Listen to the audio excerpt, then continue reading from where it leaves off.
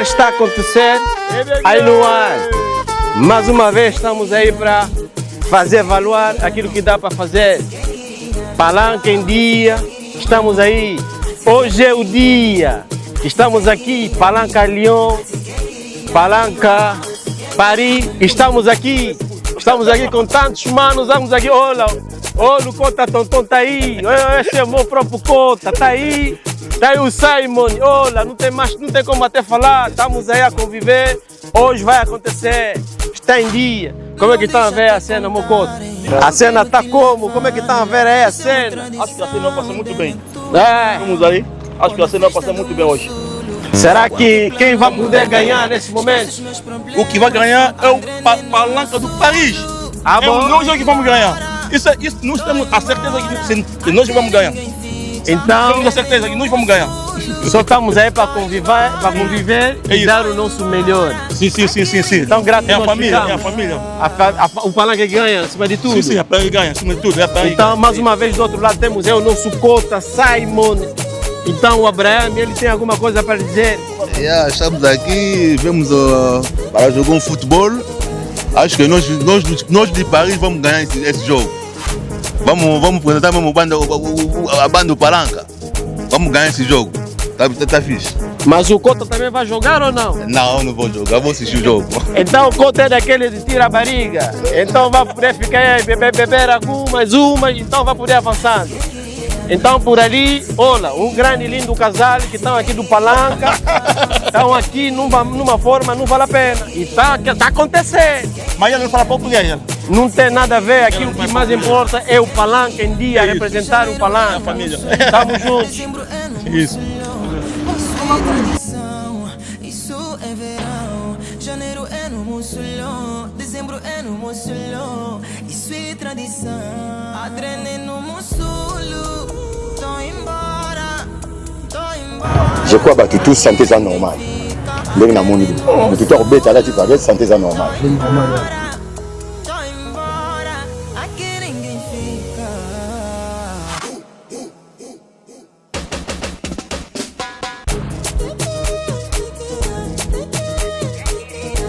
Bon, babali. Tout le monde a makambo désolé kana awawa. Babibino bozali bokatimbila pe Palanka bana Palanka bouti Lyon. Est-ce que événement oyo rolo bela biso so ezolo bela nini? Bon. Liboso merci bambote na batutu ba spectateurs tout ba Holanda biso. Événement oyo ezali ya bana Palanka.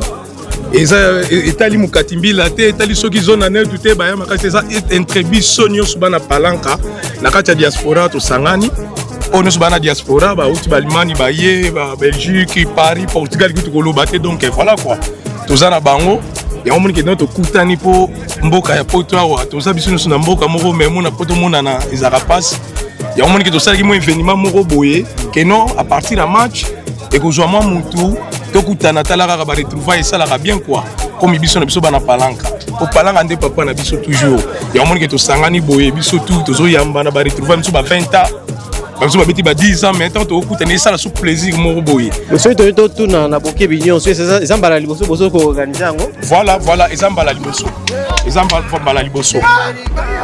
liboso to organiser loko oyo ezalika neti kaka aventure. Bon, babi eloko nyonso bamekaka kaka me na komeka yango donc nzambe babi te boomeka te me bosala eloko ekepe na bien soko lelo toza mpe na biso nyonso Palanka na Palanka mais nayebi ke na kosola après match nsima na kobakisa oyo ezangi. Mais est-ce que nde boza boye baobjectif na bino eza nini bokokontinue na yango bien eza kaka bokutani lelo esili?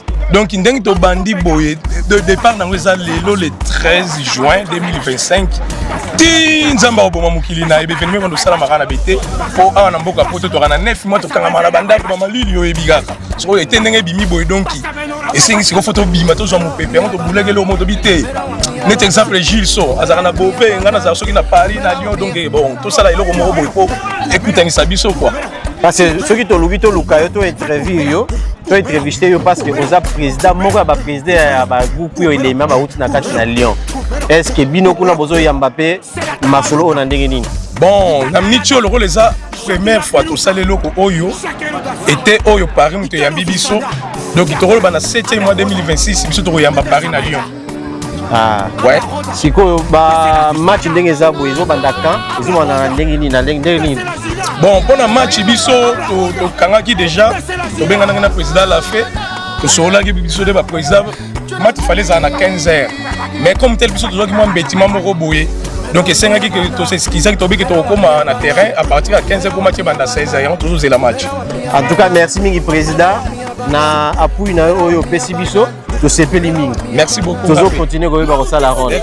Tant au mouvement comme estamos aqui en dia, queremos saber qual é o assunto que nos levou aqui para que a gente possamos se reunir. Neste momento, olhando aí pelas câmaras. Neste momento, olhando aí pelas câmaras. Epa, é uma organização, aproveitamos que amanhã é feriado aqui na França, então ontem havia um encontro entre os jovens do Palanca em geral, e hoje, como temos amigos que vivem em Lyon e vieram para cá, e nós aproveitamos então para nós fazer um jogo amistoso entre os amigos do Lyon e os amigos do Palanca do Lyon e os amigos do Palanca de Paris. Então só queremos saber sobre esses encontros. Será que tem um objetivo ou só princípio acabou? Temos muitas ideias para enfrentar para frente. É para queremos formar uma associação de jovens do Palanca vivendo aqui no estrangeiro, em Paris. E sabemos que normalmente o Palanca é o centro de uma mãe. Sim. E o Palanca, sendo os Palanca, vós que estão aqui na França estão a representar Palanca. Será que os demais têm mesmo conhecimento sobre essas atividades? Sim, tem muita gente que tem conhecimento, tem muita gente mesmo. E essa atividade tem tido como uma fase de solidariedade para os demais? Ou como é que é? Hoje é o primeiro dia, é o primeiro encontro. Hoje é o primeiro dia. Depois dessa organização, nós vamos lançar uma mensagem a todo mundo. Quem tem o objetivo de participar pode vir participar. Então esses eventos, a partida é aqui em Paris. Será que vai poder continuar ou vai poder terminar por aqui? Quais são os vossos objetivos que queremos saber? Hoje organizamos aqui em França. Talvez próximo ano podemos ir na Holanda, Alemanha. Epa, estamos a criar essa ideia. Exato. Então qual é o conselho que pode dar para alguns outros que não estão cá presentes? Que vão poder ouvir essa mensagem, pelo menos ser transmitido para eles, para que possam ter um motivo ou motivação pelas próximas vezes possam participar. Eu não posso falar, vocês até que podem lhes falar, porque vê só o ambiente que está aqui, o encontro. Esse encontro que estamos aqui hoje, porque tem a gente aqui faz tempo, mesmo faz 15 anos, 20 anos que nunca mais se vimos, crescemos juntos, estudamos juntos.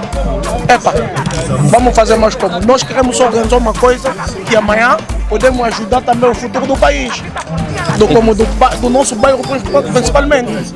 Então, se demos a conhecer, se entendemos uma coisa, é uma solidariedade, sim, o amor fraterno e a convivialidade entre os irmãos. Sim, é isso mesmo. Então, gratificamos pelo vosso tempo concedido pela entrevista. E eu que agradeço para vocês. Então, só desejamos tudo de bom pela festa. Obrigado.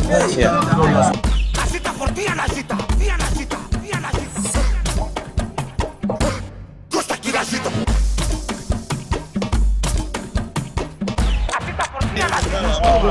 Ok. Não tem ele bicho vai dar palanca, tu sabe, balanga. Não vai não. Love que lá, o EBK, love que lá, donc muita sala six na kata palanca, yeyo.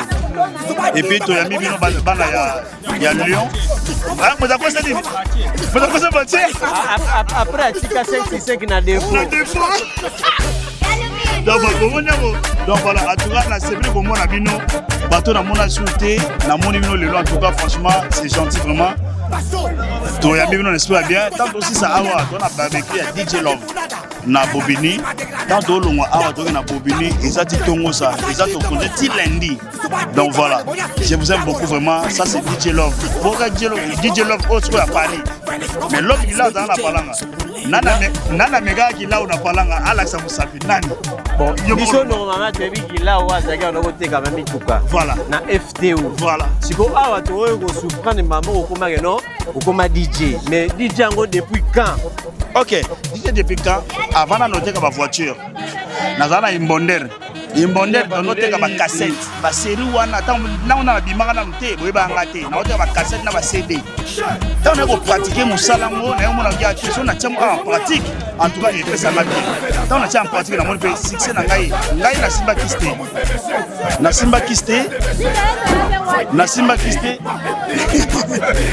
mais to monelo mombo à part ça on est mutu afuta ndo pembeni ye ba benge ya gai mais sango na yo pe e panzana kana na luanga ke na palanga yo zalaki na gai est-ce que eza ndenge makamuto yoka ki pe yango tu oui na gai pe ba ba sécurité na nga vraiment te ba trop soki yo zalaki yo soko zalaki na sida parce que avec un love qui là où azana sida sikoyo là la côté bon tu na so fait la ngai personne ne peut pas faire yem dans répondre bien le bas le bas c'est le bas mana katia voilà c'est n'importe quoi donc tu fais à 5e examen ça m'a renforcé tout donc sida et le covid donc azan normal comme tout le monde et ngolo beno ba kosila ke makamba kosila makamba en plus to so na mutu mo wa na nzela leto soya voilà moi c'est avec confirmer yango ke et le covid donc tu fais dans azana donc même ça to ko lo ba boye na TV biso tout ba tout ba no sala ba na TV to et puis et love vraiment qu'il a on a TV donc en tout cas des fois te ezali loka succès ezali loka makila ngai na force raté au moni Paris pona ko fana na Paris awa eza blague te na zo mbasu tala mbasu ya moyo pona succès kana zo mbasu au bombal musique e botelenga mbasu oyo biso eza makila na force raté le maire de Paris donc ezali au bombal donc tonton ça côté a expliquer à votre comprendre que non pour l'autre là yo boyebi siko tolobi boye bo makambo na tolekisi pona événement oyo ya bana ya palanka objectif na bino eza ndenge nini eza nini pona koyeba kopesa panza sango pala baninga musu bayete lelo en tout cas o bayete baraté o bayete ba mita mabe ko biso twali atoza bo moko parla bo moko bana lo bilango toujours que parla bo moko on comprend parla mo ça veut dire quoi to mona na kala ngana to ça combien de gens to mona na te ça fait entre 20 ans oui on comprend na kombo to ba be mikolo photo na bi oza meilleur cameraman ba bi o changer kombo kombo na beta na to kana beta la kombo bon ni tourner eza yanga ba réponse eza ya yo ne ce qu'on peut répondre na lingi na sala piste ya cameraman na nga ba bi ke yem na kai Paris mikolo yo na biso ti Lyon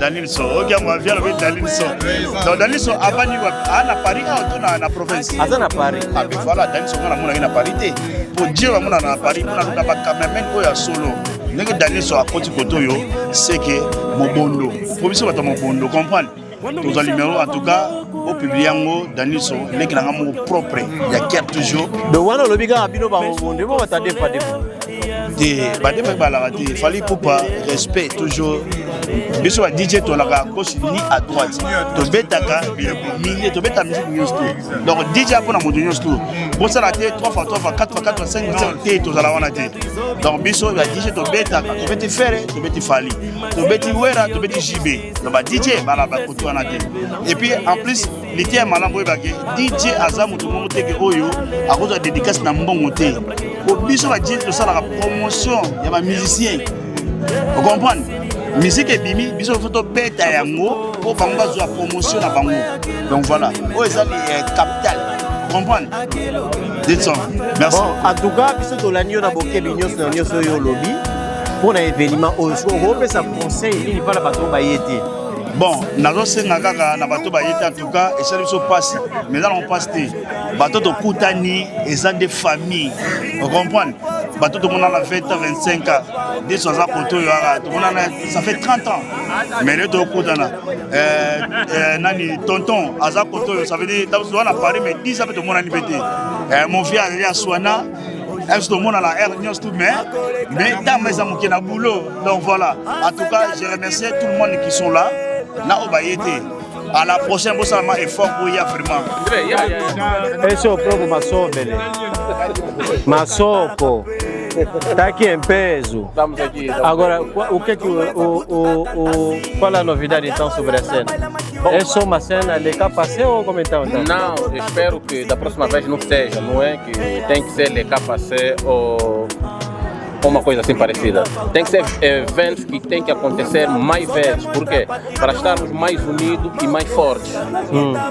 Um dia palanca sempre, não é? Vê, tem amigos que já nos encontramos há 15, há 10 anos, mas por causa de uma partida de futebol, cá estamos todos a representar a banda Palanca que lamba que há.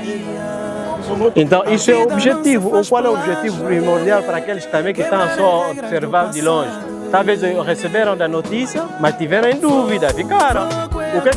O que você tem para dizer sobre isso? Bem, os que não apareceram, digamos que se calhar alguns tiveram previstos, não é? Mas seria bom que não tivessem previsto que apareceram. Por quê? Para estarmos mais fortes e mais unidos. É uma atividade que está a começar hoje, não é? Que é dia 13 de julho.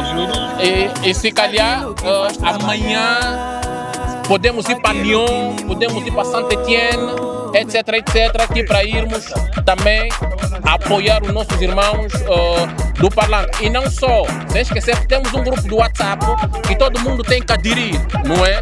Para que possamos ajudar os nossos irmãos que se calhar estão doentes, etc, para fazer atividades sociais. Exatamente, então isso tem a ver com uma cena de solidariedade. Sim, o princípio do grupo é que temos que ser solidários, não é? Digamos, já agora temos um irmão que teve um acidente, não é? E estamos a ser solidários com esse irmão. E só para ser claro e sincero, que só somos 3 que já contribuímos. Os outros, se calhar, até agora ainda não conseguiram fazer o tal, mas esperamos que das próximas vezes alguém possa vir contribuir com 500, 50.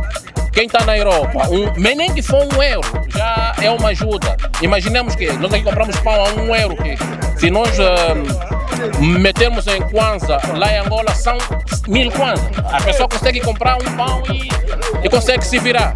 Então vamos ser solidários com nossos irmãos. Então, gratos ficamos nós pela essa entrevista. Só queremos dizer, já que estamos a falar sobre o Palanca, quais são os pontos mais fortes do Palanca que o Mano sabe e até agora os demais que não sabem? Quando nós contamos o Mavacala está ali, o Pessamuen está ali.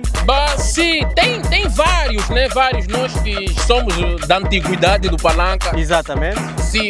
Vamos começar com a escola provisória, que é 11 de novembro, onde muitos que estão cá a jogar passaram por lá. Tem o Armé de Sali, tem o campo do Zabá, tem o campo do Missioni. Vamos meter Mavacala, Dom Miguel, 5x5 e etc. Agora que está batendo a banda é a Rua 10, né? Mária. Mas também temos a escola do Palanca. Não, a escola 615, aquilo não... Crescemos lá o nosso berço. Exato. Por exemplo, 615, Ndofula, Wambingazinga, a escola do Prof. Vasco. Estás a ver? Nós que passamos ali, então conhecemos isso.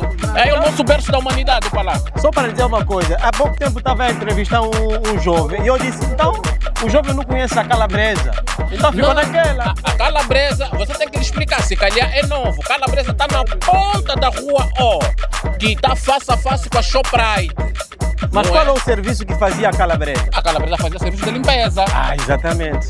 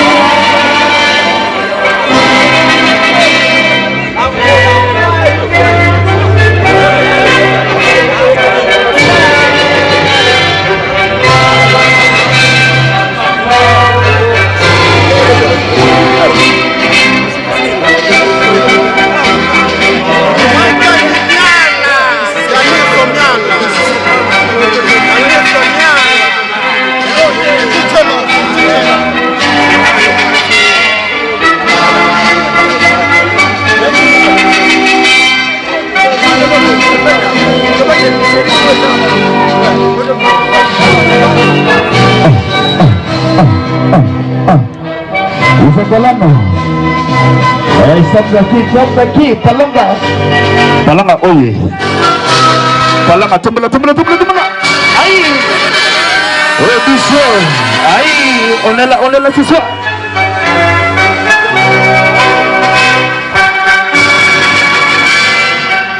Tumula, diri.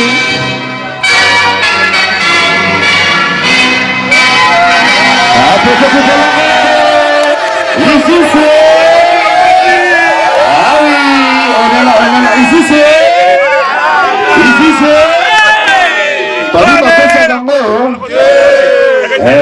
On est là. En tout cas, un petit mot pour Nabana. Il y a Lyon, Barouti, tout le monde bango dans quoi. On va reposer au Loba, Azoyo Kabuna quoi. On va reposer au Loba. En tout cas, tout comme ça à Lyon, s'il vous plaît. Les causes à côté quoi. Tobandi côté. Un petit mot pour Nabana Lyon. Ici c'est Paris. Paris c'est magique. Paris c'est capitaine de la mode. Bana Lyon, Bogopola 3-0. Bogopola. Bichouma au confirme. Maestro. Bogopola, très l'idée. Ici c'est Paris. Paris c'est magique. Paris c'est capitaine de la mode. Paris c'est magique. Bogopola 3-0 qui niette. Ici c'est. Ça bouge pas. Tokos, Tiblek. Merci beaucoup, Tiblek.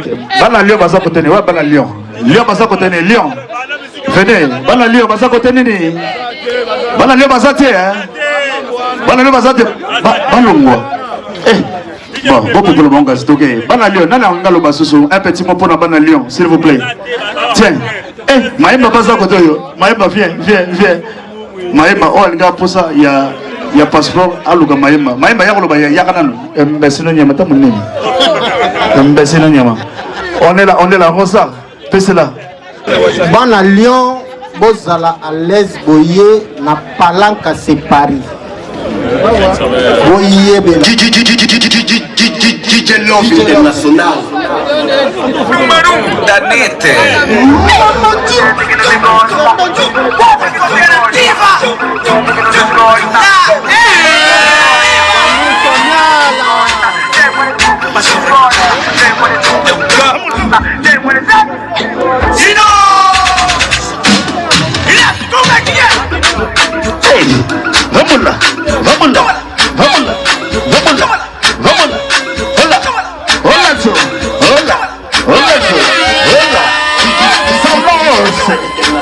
Aïe, ici c'est Paris.